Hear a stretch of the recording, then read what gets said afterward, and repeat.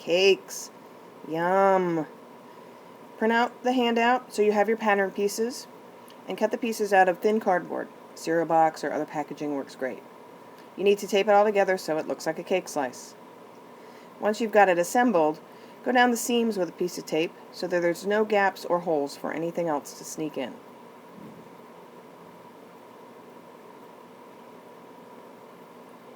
You don't want to add too much tape because the next step won't stick. I'm just going to make a little mark to myself so I know which is the top and the bottom, and then I'm going to write my name. Make sure to cover your table with plastic. We're going to use the toilet paper clay recipe that you found on the additional video. Add a nice thin layer this time to every surface except the bottom. That's where you wrote your name. You have to go thin on this coat, and we're going to wait for it to dry before we can add any interesting details, like icing.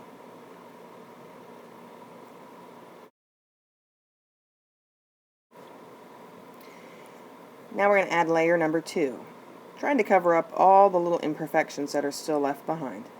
I want to get all the edges, and I want to make sure that I have my surface just the way I want it for my cake.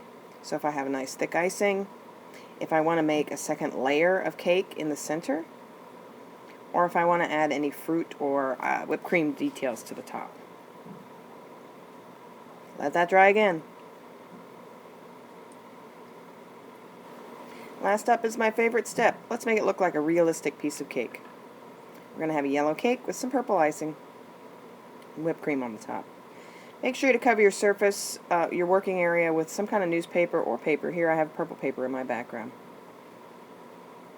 I let my first coat dry, and now I'm going to come back in and do the little icing blobs on the top.